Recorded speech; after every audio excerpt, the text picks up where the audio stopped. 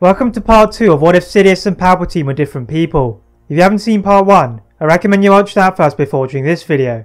The link will be in the description below. The Jedi were no longer keepers of the peace, but warriors. With this, Master Dooku was now at a crossroads. Dooku had seen the corruption in the Galactic Senate, and the stasis which the Jedi Order now followed.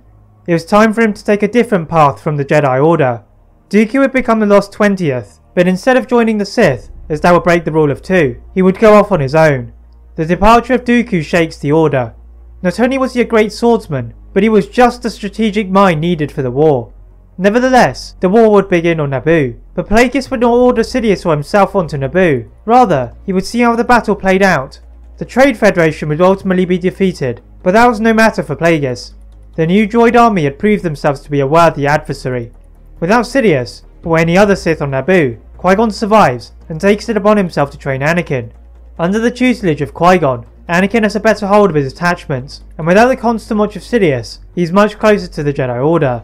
But this has an adverse effect on Obi-Wan, who following his knighthood, becomes envious of Anakin, as much as he tries to let go of his attachments. Qui-Gon's obsession over the prophecy of the Chosen One had made Obi-Wan's role feel diminished and unwanted. Thus Obi-Wan did what he knew best, making sure he outworked every other knight in the temple. Obi-Wan became isolated, only going on missions he felt would enhance or put test to his knowledge. One particular mission brought Obi-Wan to the planet of Sereno, looking for the missing Master Sifo-Dyas, whom had been on a trade mission. Landing beside the ship he knew to be Dooku's, he could feel the presence of the lost Jedi. Had he changed? Did he now hate the Jedi? There was only one way to find out. Moving towards the palace doors, Obi-Wan was about to knock, but before he could do so, he was greeted by Dooku. Dooku beckoned him in amicably, and to a large dining table, where Master Sifo-Dyas was also seated. Obi-Wan was bemused. Had Master Sifo-Dyas also left the Order, or worse, joined the Sith?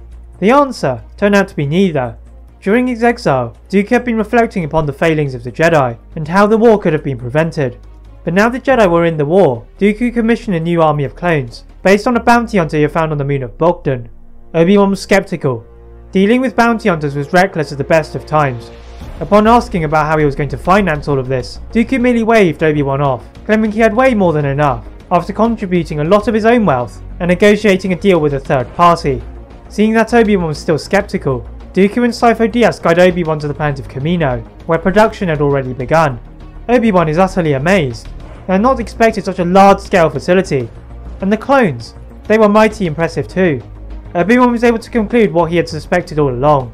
The Jedi had been one step behind the Sith for quite some time.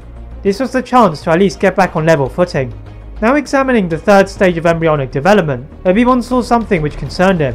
An inhibitor chip embedded into the heads of the clones for no apparent reason. Asking Dooku what it was for, Dooku remarked that this was part of the deal with the third party, and that they included these to protect from rogue or defected Jedi. Obi-Wan is still not sure, and asked Nala Se for a copy. Heading back to the docking platform, where Dooku's ship was parked, the three Jedi see another ship blocking their tracks. The Jedi immediately ignited their blades, the feeling of darkness puncturing the air.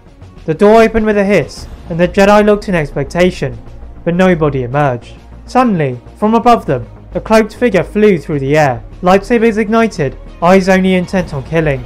Obi-Wan, who had now mastered Ataru, had never seen such speed and was having to work hard to keep pace.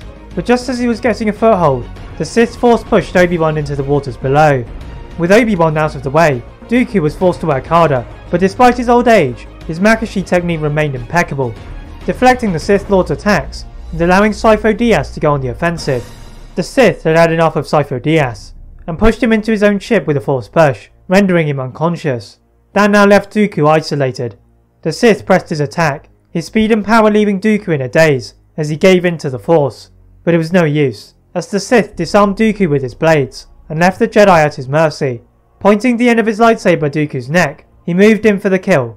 But from out of nowhere, Obi-Wan came swinging on a cable, kicking the Sith Lord so violently he fell off of the opposing ledge and into the waves below. Helping an injured Dooku and an unconscious Sifo-Dyas, the Jedi escaped with the control chip in their hands, still unsure what it was really for. Back on Coruscant, the Council was surprised to see Dooku, but are quick to examine the chip. It did not take long to put the pieces together.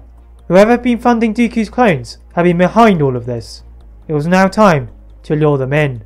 That is it for part 2 of What If Sidious and Palpatine Were Different People. Please like this video, and if you're new to this channel, subscribe for more tips. And as always, leave a comment on what tip you'd like to see next, and how I can improve my videos. Thank you very much for watching, and see you next time.